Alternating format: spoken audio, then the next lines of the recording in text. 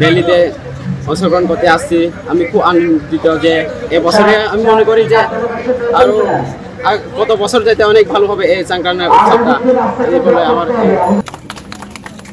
এক কথায় শুভ বৈশাখ বান্দরবান পার্বত্য জেলার সকল ক্ষুদ্র নৃগোষ্ঠী সবাইকে স্বাগত জানাচ্ছি আজকের এই বর্ণাঢ্য উৎসবে। এই বান্দরবান সহ সকল পার্বত্য জেলার যে আমাদের ক্ষুদ্র নৃগোষ্ঠীগুলো আছে তাদের যে সাংস্কৃতিক বৈচিত্র্য সবগুলো মিলে আমাদের বাংলাদেশের কালচারকে অত্যন্ত সমৃদ্ধ করেছে।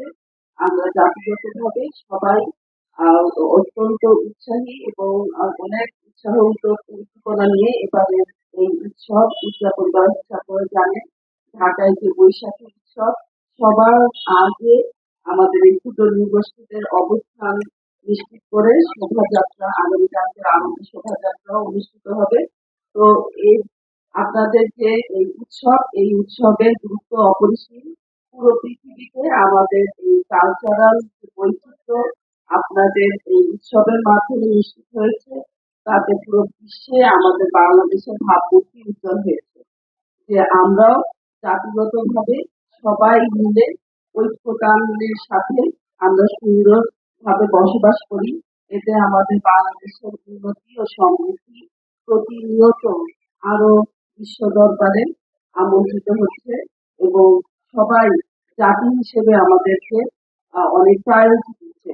তো এইবারের প্রোগ্রামের মাধ্যমে আমরা আবারও নিশ্চিত করতে পেরেছি যে 5ই আগস্টের পরে যে বৈষম্য বিরোধী আন্দোলনের মাধ্যমে নতুন বাংলাদেশের শুভ সূচনা হয়েছে, সেখানে আসলেই আমরা বৈষম্য দূর করে সবাই একযোগে নতুন বাংলাদেশ গড়ার পথে এগিয়ে চলছি।